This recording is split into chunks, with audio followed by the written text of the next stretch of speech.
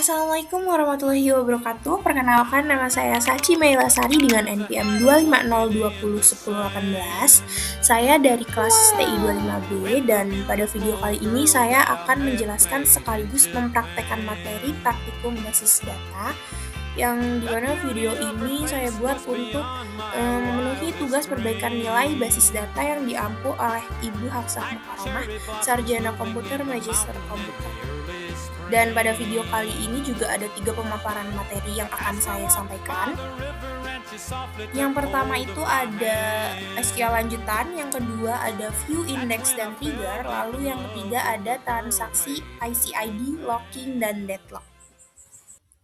Baik, langsung saja kita masuk ke materi yang pertama, yaitu ada SQL lanjutan, yang dimana ada beberapa pembahasan juga, seperti join, subquery, fungsi agregat, group by, dan having. Selanjutnya, langsung melakukan praktek. Kita pertama buka MySQL examnya dulu, terus kita create database penjualan DB.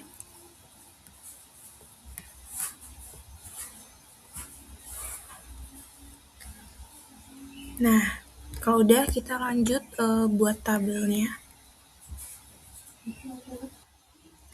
Nah, di sini ada 4 tabel, yaitu yang pertama customer, produk, order, dan order detail. Nah, selanjutnya kita masukin datanya dulu ke masing-masing tabel.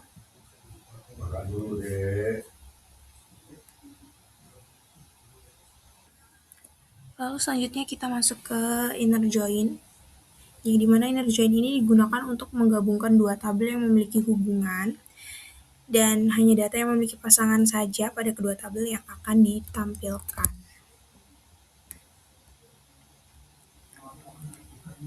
Pada hasil ini juga terlihat bahwa hanya customer yang pernah melakukan transaksi saja yang muncul. Nextnya itu ada left join. Jadi di sini kita akan menampilkan seluruh data pada tabel sebelah kiri, yaitu tabel customer.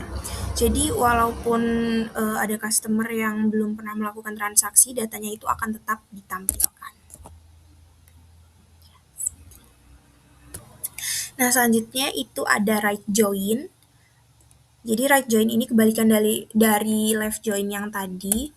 Kalau left join itu sebelah kiri, berarti right join ini sebelah kanan. Jadi semua data pada tabel sebelah kanan itu akan ditampilkan. Nah, ini. Nah, jadi selanjutnya itu pembahasan kedua itu ada subquery, yang dimana artinya itu query dalam query ya. Kini kita coba cari customer dengan transaksi terbesar terlebih dahulu. Jadi hasil ini bakal menampilkan nama customer dengan transaksi terbesar. Di sini namanya Andi.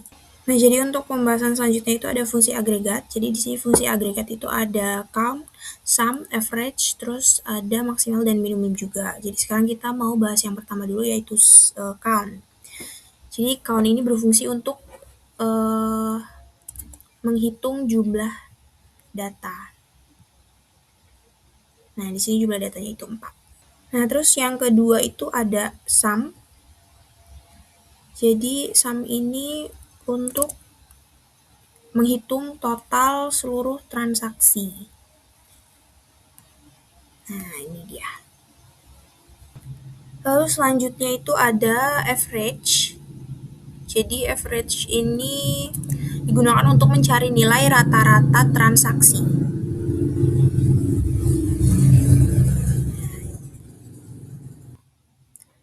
Lalu selanjutnya yang terakhir itu ada maksimal dan minimum. Jadi maksimal dan minimum ini digunakan untuk mencari nilai terbesar dan nilai terkecilnya. Oke, jadi pembahasan selanjutnya itu ada group by. Jadi group by ini digunakan untuk mengelompokkan data berdasarkan kolom tertentu. Jadi pada contoh ini, itu data dikelompokkan berdasarkan customer, sehingga kita dapat mengetahui total belanja masing-masing customernya. Nah, terus di sini pembahasan selanjutnya atau yang terakhir ya, itu ada having. Jadi having ini digunakan untuk menyaring hasil setelah proses group by selesai. Nah, ini dia. Nah, itu tadi materi yang kita pelajari tentang SQL lanjutan mulai dari penggunaan join, subquery, fungsi agregat, group by, serta having untuk melompokkan serta memfilter hasilnya. Nah, jadi untuk next materi itu kita bahas tentang view, index, dan trigger. Jadi materi ini berfokus pada bagian membuat query menjadi lebih sederhana, terus meningkatkan performa database, serta menjaga validitas data secara otomatis. Jadi kita langsung saja mulai ke pembahasan yang pertama yaitu view. Jadi di sini dengan menggunakan view ini query yang panjang itu dapat disederhanakan sehingga lebih mudah digunakan kembali. Kita di sini praktek buat view-nya dulu. Di sini view-nya ini namanya laporan penjualan. Jadi view ini berisi nama customer, nomor order, dan total transaksi yang diambil dari hasil join antar tabel customer dan order.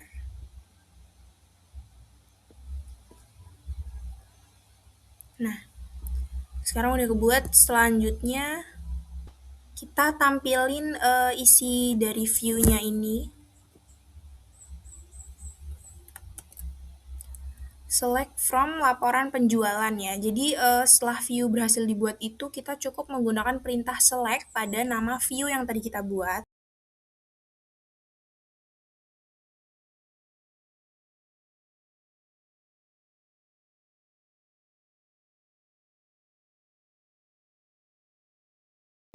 Nah, kita nggak perlu lagi nulisin query join yang panjang karena semuanya itu sudah disimpan dalam view.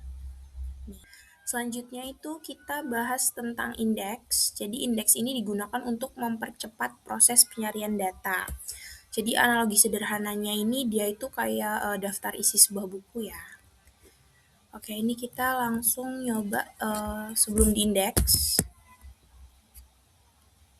Jadi pertama kita itu jalanin query pencarian tanpa menggunakan indeks.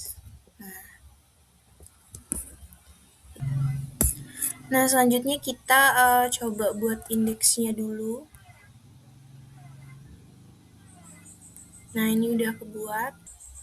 Nah, terus kita lanjut untuk nyoba yang sesudah diindeks. Nah, ini proses pencarian itu akan jauh lebih cepat ya dibanding sebelumnya. Oke, next untuk pembahasan terakhir yaitu trigger. Jadi di sini itu trigger adalah program kecil di dalam database yang akan berjalan secara otomatis ketika terjadi perintah insert, update, atau delete. Jadi trigger ini biasanya digunakan untuk melakukan validasi data secara otomatis tanpa harus menunggu aplikasi memeriksa data tersebut. Ini kita coba buat triggernya dulu. Oke, kalau udah kita langsung uji triggernya aja. Nah, ini menunjukkan bahwa trigger berhasil melakukan validasi secara otomatis. Karena tadi aku masukin datanya itu kuantitinya bernilai -1. Dan itu dia akan langsung nampilin error kalau misalnya kita masukinnya -1.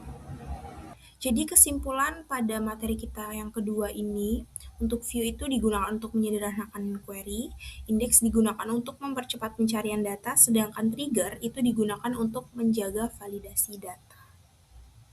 Nah, oke, jadi kita masuk ke materi ketiga atau materi terakhir. Jadi di sini kita akan membahas transaksi, arsip locking, dan deadlock. Jadi materi ini tuh sangat penting karena berkaitan dengan bagaimana database ini menjaga keamanan dan konsistensi data ketika banyak pengguna melakukan transaksi secara bersamaan.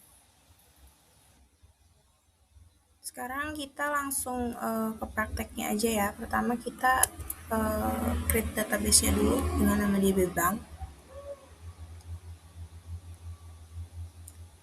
Selanjutnya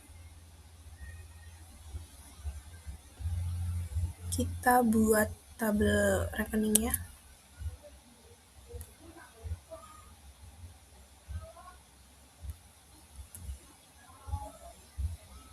Terus kalau udah, yang ketiga kita isi datanya dulu.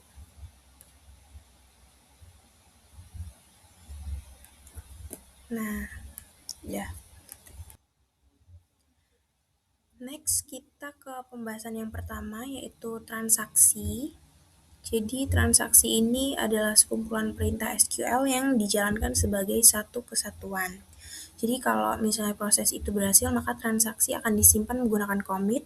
Namun, jika terjadi kesalahan, maka transaksi dapat dibatalkan menggunakan rollback. Kita coba dulu percobaan yang commitnya.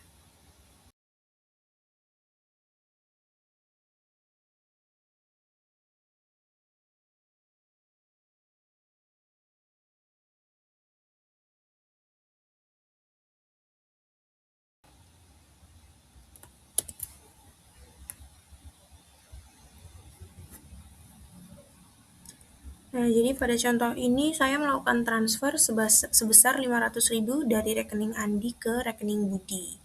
Karena semua perintah berhasil dijalankan, itu saya menggunakan commit sehingga perubahan saldo tersimpan secara permanen. Terus yang kedua kita coba rollback.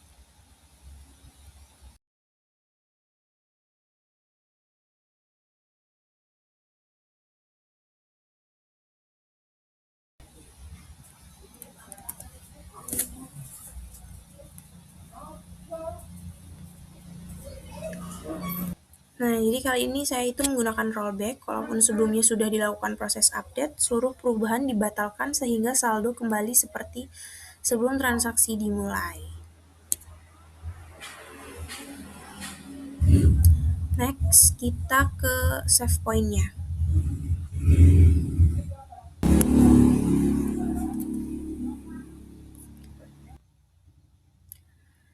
Jadi di save point ini digunakan untuk membuat titik penyimpanan sementara di dalam transaksi. Jadi dengan save point itu kita nggak perlu membatalkan seluruh transaksi jika terjadi kesalahan, tapi cukup kembali ke titik yang telah dibuat sebelumnya.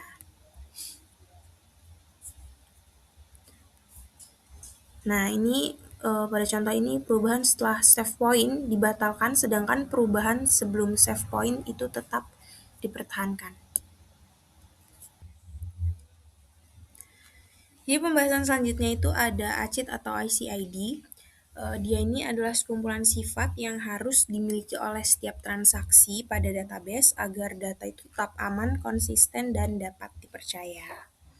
Jadi ACID ini merupakan singkatan dari ICID, A-nya itu atomicity, C-nya itu konsistensi, I-nya isolation, dan D-nya itu durability. Jadi tujuan ACID sendiri itu adalah memastikan setiap transaksi diproses dengan benar tanpa merusak data. Jadi yang pertama itu ada atomicity atau atomisitas. Jadi atomicity ini berarti transaksi harus dilakukan secara utuh atau all or nothing. Jadi maksud dari all or nothing ini dia harus berhasil semua atau tidak berhasil sama sekali. Dan pembahasan yang kedua itu ada konsistensi atau konsisten ya. Pengertiannya itu memastikan database selalu berpindah dari kondisi yang valid ke kondisi valid lainnya sesuai aturan yang berlaku. Dan yang ketiga itu ada isolation atau isolasi, yang dimana dia itu memastikan transaksi yang berjalan secara bersamaan itu tidak saling mengganggu. Jadi setiap transaksi itu dianggap berjalan sendiri meskipun sebenarnya dilakukan secara bersamaan. Lalu yang keempat ada durability atau daya tahan. Dia ini menjamin bahwa data yang sudah commit itu akan tersimpan secara permanen walaupun terjadi listrik mati atau komputer restart ataupun server crash ya. Itu data tidak akan hilang. Selanjutnya manfaat ACID ini sendiri yang pertama untuk menjaga integritas dan konsistensi data, mengurangi risiko kehilangan data, mencegah konflik saat banyak transaksi berjalan bersamaan, menjamin hasil transaksi dapat dipercaya, serta membuat database lebih aman dan dapat diandalkan ya. Jadi intinya dengan menerapkan prinsip ICID ini, database dapat menjaga keakuratan dan keamanan sehingga setiap transaksi dapat diproses dengan benar meskipun banyak penggunaan mengakses database secara bersamaan. Selanjutnya itu ada locking. Jadi locking ini adalah mekanisme di dalam database untuk mengontrol akses ke data agar hanya satu transaksi yang bisa mengakses atau mengubah data tertentu pada satu waktu. Dan tujuan locking itu sendiri adalah mencegah konflik antar transaksi, menjaga konsistensi data, mencegah data kotor, dan menjaga integritas database. Dan jenis locking itu sendiri di sini ada share lock dan exclusive lock. Lalu selanjutnya ada manfaat locking, yaitu mencegah data bentrok, menjaga konsistensi dan integritas data. Lalu ada transaksi berjalan lebih terkontrol dan hasil akhir itu datanya akurat. Jadi untuk next materi itu ada deadlock, dan kita akan langsung mulai simulasi deadlock menggunakan 2 session atau 2 sesi. Jadi masing-masing itu mewakili pengguna yang berbeda yang mengakses database secara bersamaan. Oke, kita langsung aja buka CMD-nya. Di sini kita bukanya 2 kali karena kita bakal ngelakuin 2 session. Lanjut kita tinggal copy aja. Ini kita copy ke CMD yang pertama, terus enter. CMD kedua juga sama, terus enter. Terus selanjutnya kita copy yang ini.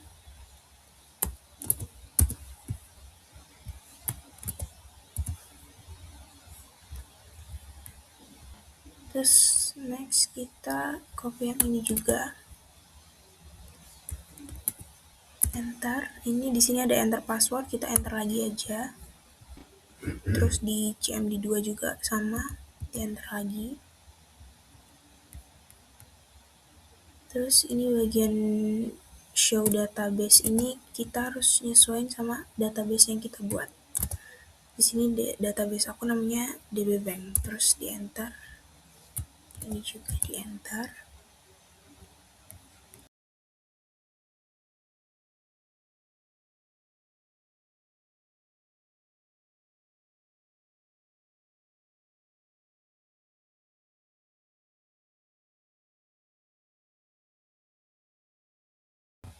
Jadi di sini saya ngurangin saldo rekening dengan ID kedua itu sebesar 100. Jadi pada saat ini data rekening ID kedua itu dikunci atau di-lock oleh transaksi pertama.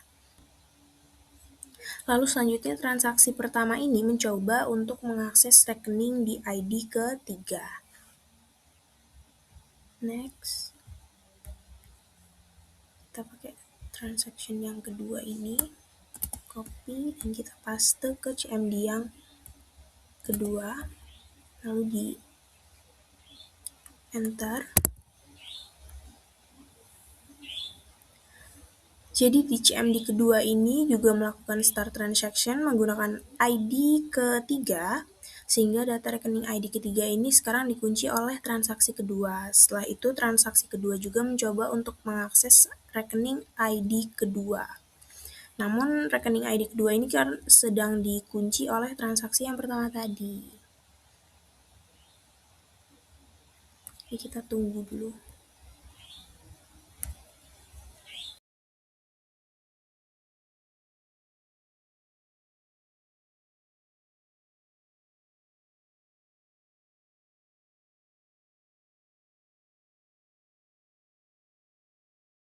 Biasanya dia akan error karena akan terjadi deadlock.